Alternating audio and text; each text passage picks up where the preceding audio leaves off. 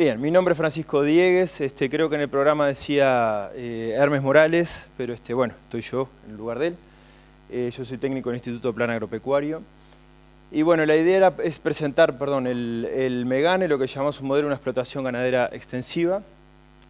Este modelo surge, como era la premisa de esta serie de actividades de un FPTA, el FPTA 286, que bueno, tiene ese título muy largo, pero en definitiva lo que busca es realizar modelos de simulación en forma participativa para trabajar el tema de la sequía, sobre todo en la región de Basalto.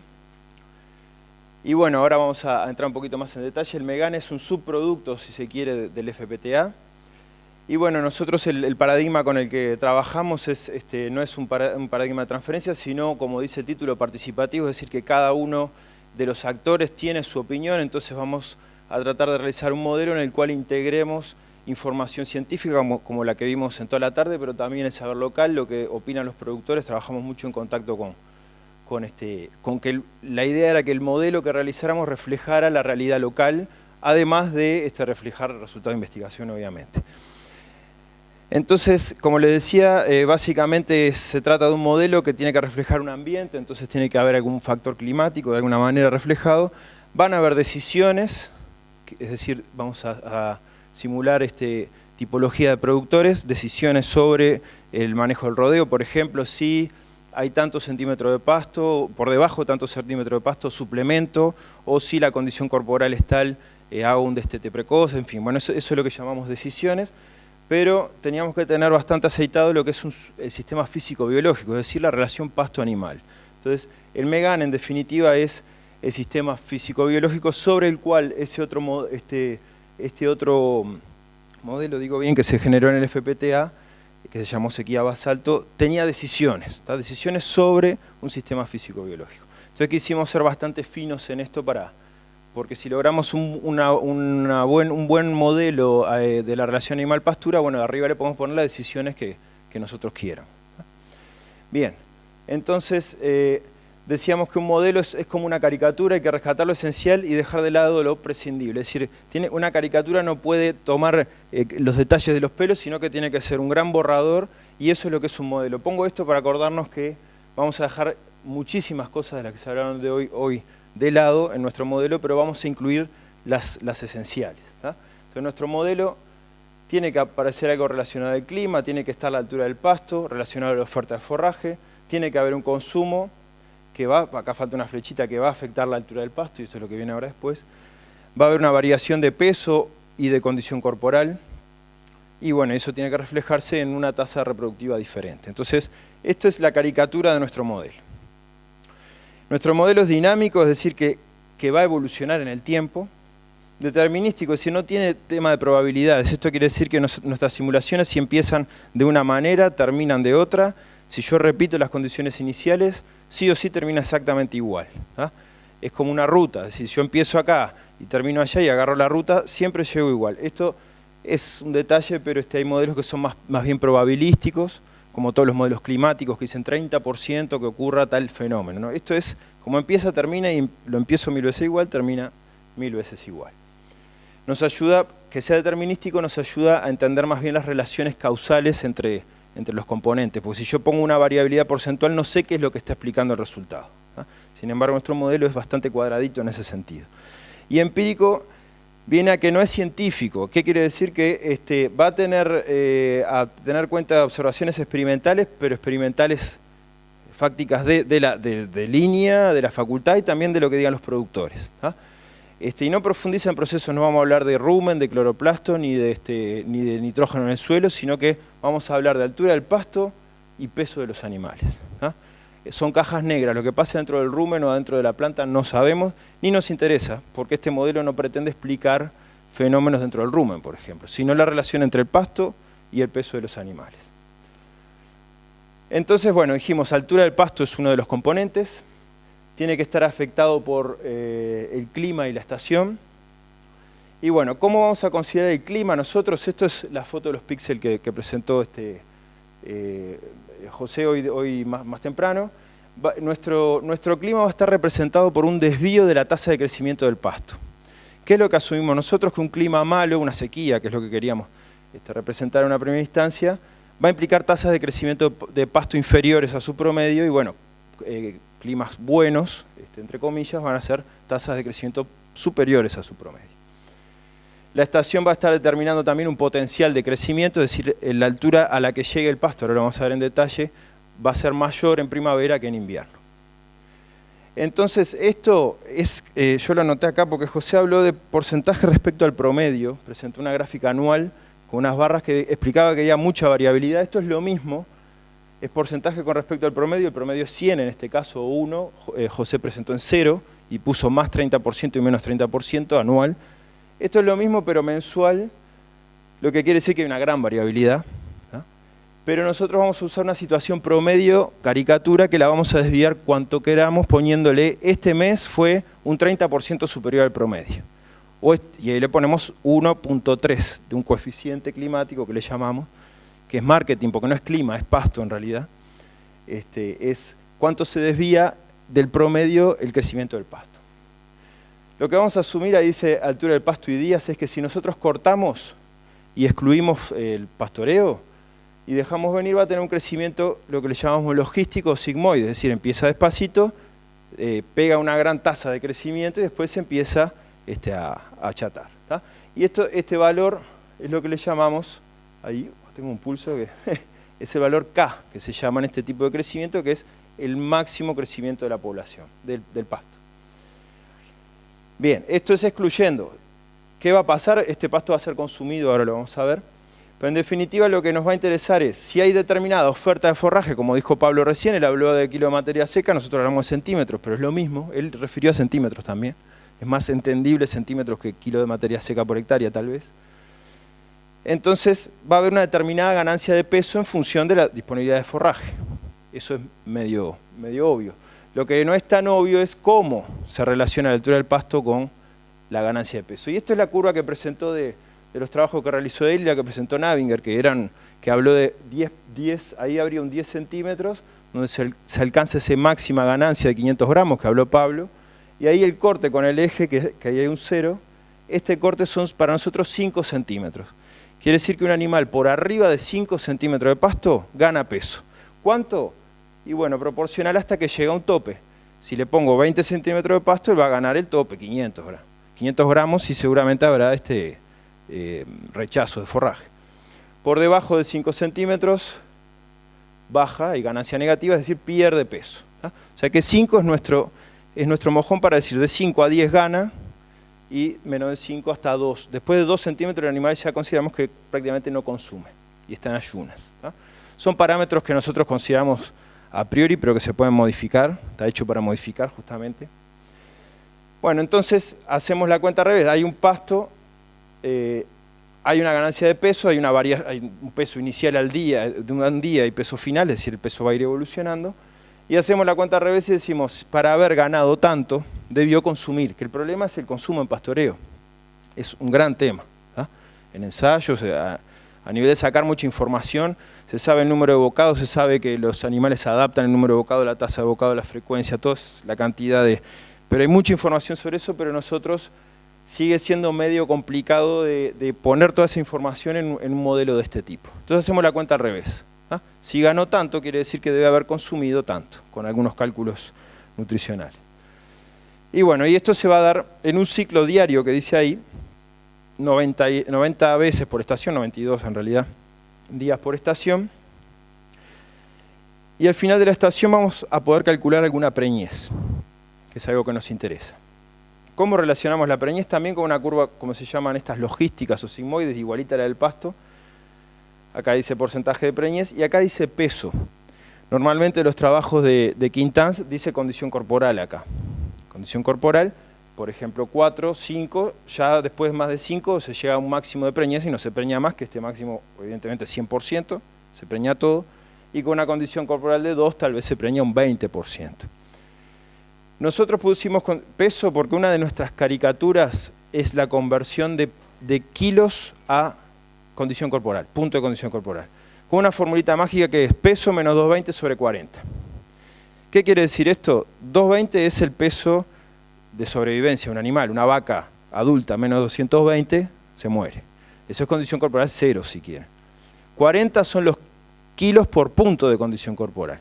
Entonces, 380, lo que vamos a ver una unidad ganadera, 380 menos 220 da 160, dividido 40 da una condición corporal 4.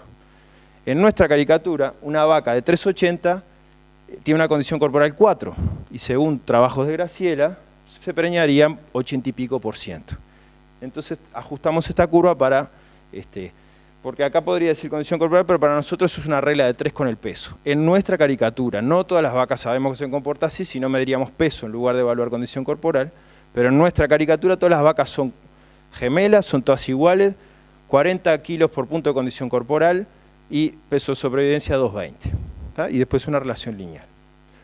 Bien, entonces decimos, el sistema animal-pastura es un sistema complejo, en la medida que para saber esta variable, esta variable depende de esta y a la larga esta depende de esta, ¿ah? Es el huevo o la gallina. Es dinámico porque evoluciona en el tiempo, y esto quiere decir que, por ejemplo, para saber cuánto gana el animal, o cuánto consumió, cuál fue la eficiencia de conversión en el día 94, depende del día 93, depende del día 92, depende del día 91, entonces es muy difícil extrapolar, hacer una regla de 3, porque el sistema se retroalimenta y bueno, empezamos de una manera y vemos cómo evoluciona. ¿Ah? Entonces, para entender bien sencillo, o más con un ejemplo sencillo, mejor dicho, cómo funciona el Megale, visto como un sistema dinámico, que es decir, este tipo de diagramas que uno afecta al otro, vamos a ver simplemente cómo evoluciona el peso de los animales y la altura del pasto sin efecto del clima, ¿ah? Que en realidad no es clima, es la tasa de crecimiento que nos proporciona José y su equipo de la Universidad de Buenos Aires. No va a haber reproducción ni extracción, es decir, no va a haber animales que se preñen ni vamos a sacar terneros. ¿Ah? No va a haber muerte, sino va a haber manejo. Esto es Hernandarias, vino, tiró ganado y vemos cómo evoluciona. ¿Ah? Esa es la base de este ejemplo, del ejemplo. Porque siempre hablamos que son sistemas ecológicos, regiones ecológicas, pero tienen que tener comportamiento ecológico. Un herbívoro comiendo pasto, un ciervo o un elefante comiendo pasto, no importa. Tiene que comportarse, tiene que haber alguna base ecológica de ese tipo. Arriba de eso le ponemos los manejos y le pondremos el clima. Pero esa es la otra etapa, ahora vamos con esto. Si yo hago girar esa maquinita, estos son días, así que imagínense que acá hay 20 años. ¿Ah? Un sistema productivo nos vamos a fijar tal vez en estos 3 puntos, en un año a lo sumo. Si yo hago girar esto, va a tender a un equilibrio como tienden los sistemas dinámicos. Esto es lo que se llama un diagrama de fase, es decir, en vez de graficar en el tiempo, en cada punto voy a graficar de tiempo la relación pasto-peso y genera este tipo de rulo. ¿Ah? Quiere decir que alcanza un equilibrio a una determinada altura del pasto y determinado peso. Repito, los modelos estos que nos interesan son a corto plazo y los usamos en una estación, pero si yo libero la restricción del tiempo y lo dejo correr, se comporta de esta manera. ¿Qué pasa si yo aumento la dotación o la carga o la bajo? Voy a correr ese punto de equilibrio, es decir, voy a tener con más dotación animales más livianos y con menos dotación animales más pesados, o sea, se corre en el eje del peso. ¿Ah? Y acá, estos serían 5 centímetros en realidad, que es el mantenimiento, es decir, quedan manteniéndose animales más pesados o animales más livianos en función de la dotación, que es otra variable que yo no puse acá, pero es una variable inicial. Pongo un animal de 300 kilos, o 4 animales de 150, o empiezo a jugar con eso. ¿No? Bien, entonces, este tipo de modelo visto así, se comporta en términos ecológicos como un modelo presa-predador, ¿no? Donde hay un predador que es el herbívoro y una presa que es el pasto. Que se llama también Lotka-Volterra por los primeros, los años 20, los primeros investigadores que lo estudiaron en peces, en poblaciones de peces, en el Mediterráneo, con un crecimiento de pasto logístico, que fue la que vimos, esa que llegaba a un tope de valor K, y un consumo similar a otro, quedó cortado acá, Michelis Menten o Holling de tipo 3. Esos son términos ecológicos, por las dudas, por si había algún ecólogo, y en definitiva es un modelo que ya existe, pero se estudió para ciervos. Y nosotros dijimos, o elefantes, bueno, vamos a aplicar algo similar, pero con vacas, y en definitiva son sistemas biológicos. ¿Qué hacemos nosotros? Perturbar constantemente ese equilibrio, sacando animales, haciendo que se reproduzcan en algún momento, y el clima. Que eso lo vamos a ver ahora, suplementando también. Entonces lo que vamos a hacer es alterar este equilibrio, este relojito. Si yo pongo o los dejo reproducirse, se irá para acá, en un momento se morirán si no saco, y empiezo a perturbar ese equilibrio dinámico. Entonces, en definitiva, en este modelo que habíamos visto, que estaba el crecimiento del pasto, la ganancia de peso y la preñez, dijimos que había un valor K o máximo que depende de cada estación. Entonces, ¿cómo afecta ese clima, ese coeficiente climático? Bueno, yo le voy a poner de antemano, porque le tengo que decir qué clima quiero simular, si un clima normal, malo o bueno, digamos. Voy a multiplicar ese valor por 1 con algo, 1 con 2, o por 0,8, entonces estoy haciendo subir o bajar ese K, que lo da la relación de la tasa de crecimiento con respecto a su promedio, que es ese porcentaje que mostró, porcentaje respecto al promedio que mostró José hoy más temprano. ¿Qué es lo que va a hacer eso? Que me corra en la cantidad de pasto que hay. Más pasto o menos pasto, por lo tanto más o menos ganancia. Por lo tanto varía más o menos el peso, por lo tanto varía más o menos el consumo.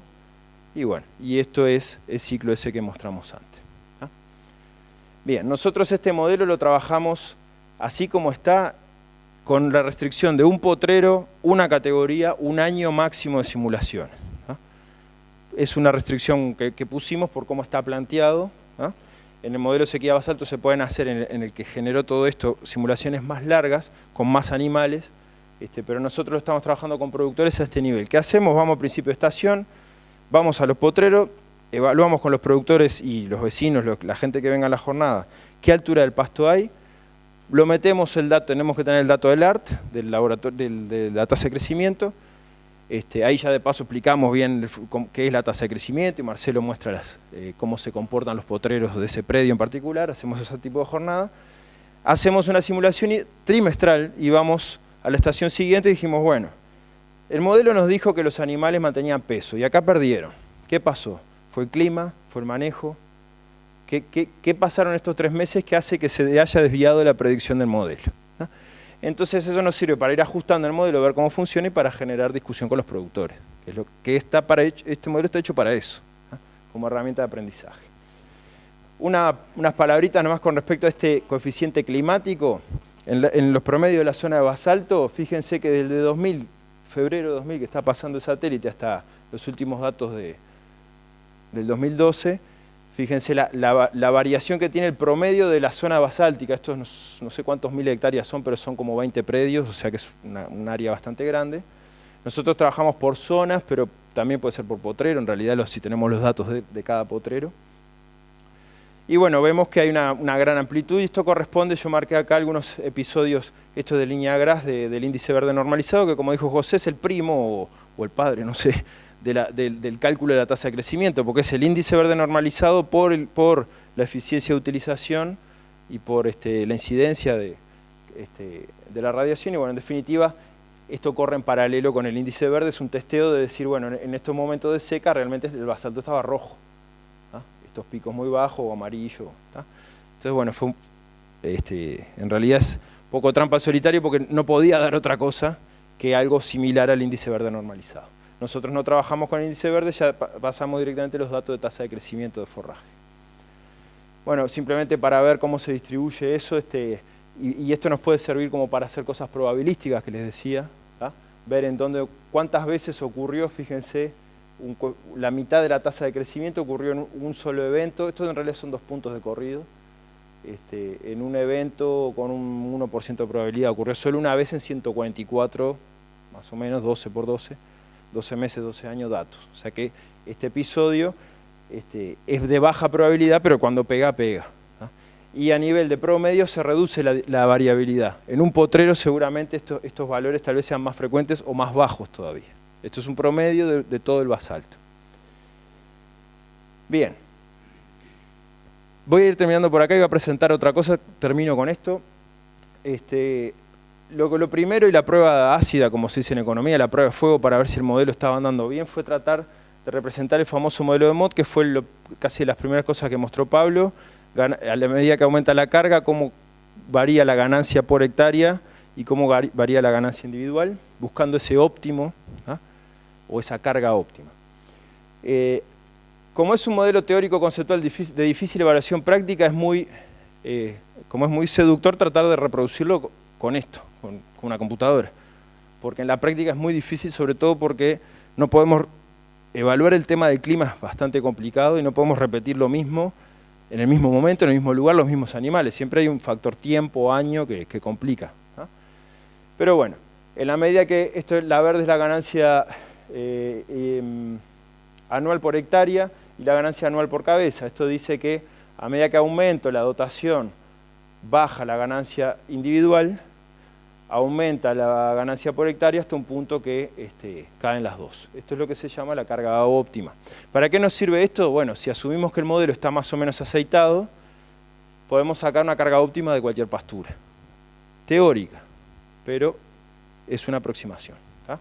Y tal vez no me interese trabajar en el máximo, sino que el óptimo por lo general está un poquito menos por si me viene una seca y no quedarme en falso. Entonces trabajo a un 80% del máximo. Esto lo probamos también con unos productores, discutimos un poco el tema y hubo resultados bastante interesantes. Mott plantea esto de una forma más interesante todavía, que dice porcentaje con respecto al máximo y no nos dice cuál es el máximo, sino que es un modelo realmente teórico, porque el máximo depende de cada pastura, de cada lugar, de cada combinación animal-pastura encima. Entonces él pone máximos con respecto, o sea, es bien teórico, dice porcentaje con respecto al máximo. Bueno, nosotros le podemos poner algún número, en vez de sacar del 100 como base, le ponemos tantas unidades ganaderas. Entonces esto puede estar interesante desde ese punto de vista. Y otra combinación es el Mott en qué clima, porque eso es en un clima normal o promedio, pero yo puedo variar, que el clima en realidad es la tasa de crecimiento, no es el clima. Puedo hacer variar, el valor de 1 es el normal, o sea, esta línea sería normal, pero a medida que hay menos tasa de crecimiento del pasto, este máximo se viene bajando, se nos cae. Lógico, hay menos pasto, no puedo, o sea, puedo llegar a 150 kilos con 50% más de pasto y una carga bien alta, pero si me viene el clima malo se me va a caer y no llego ni a 30 kilos, aunque sea una carga muy baja con una tasa de crecimiento de pasto muy bajo, ¿no? Esto es tal vez una lucubración media teórica, pero bueno, nos da un margen de movimiento, ¿no? Relacionado a lo que decía José de tratar de prever cómo va a venir el pasto en el medio anual, segura u óptima. Óptima nomás, carga segura 0,8, un poquito menos, ¿vale? Pero bueno, ¿en qué clima es la otra pregunta? Si viene seco no es 0,8, tiene que ser 0,4, 0,6. Bueno, nos permite jugar un poco con eso. Y a su vez relacionar estos datos de ganancia con datos de preñez, ¿no? Entonces tenemos una dotación, porcentaje de preñez y una desviación de la tasa de crecimiento promedio. Entonces con la información esa, bueno, nos permite jugar un poco más. Evidentemente esto quiere decir que preñeces de 100% se van a lograr con cargas muy bajas y con márgenes de tasa de crecimiento normales para arriba, promedio para arriba. En la medida que bajo la tasa de crecimiento, baja la preñez y ni que hablar si aumenta mucho la carga, ¿no? Entonces también nos permite más o menos tener una zona de confort, un margen de maniobra en los resultados esperables, ¿no? Sin duda que esto es un primer inicio, hay que mejorarlo muchísimo, pero está pensado para ser mejorado, ¿no? Sobre todo los temas de calidad de forraje, como se habló, bueno, o hasta genotipos. Esto es para razas británicas, pero se puede trabajar con otro tipo de raza. Iba a presentar otros resultados, pero bueno, van en la línea de esto que planteamos aquí. Fue en un trabajo que se presentó para la FAO, como dice ahí, de variabilidad y resiliencia al cambio climático, y la parte de ganadería hicimos unas simulaciones con datos históricos. Y bueno, fue una buena experiencia, sobre todo para testear un poco los resultados. Fue en dos predios concretos, con datos con información concreta de dos predios. Y bueno, fue bastante ajustado, o sea que nos dejó bastante conformes en sí. Y bueno, ¿cómo sigue esto? Afinando este modelo, intercambiando con técnicos y productores a ver dónde podemos mecañar un poquito más para que sea algo más accesible. A público general, lo usamos como herramienta de aprendizaje, es la idea, no es la bola de cristal, es discutir y ver por qué ocurren las cosas.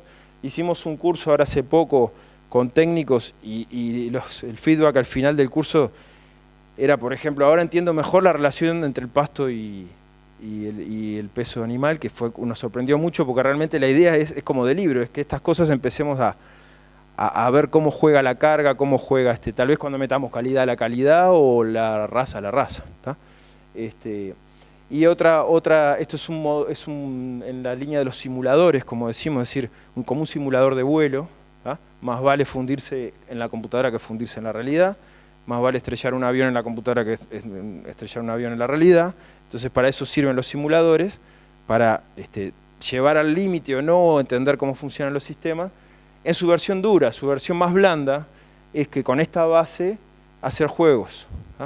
Un juego que se pueda plantear desafíos, decir, bueno, vamos a tratar de emitir menos gases de efecto invernadero. Cuando tengamos una relación, una ecuación, podemos hacer que emita gases, y bueno, puede ser un objetivo, hacer un torneo y que el que emita menos gases ganará un premio, yo qué sé. Pero la idea es usarlo como juegos didácticos, para pasar un mensaje y aprender.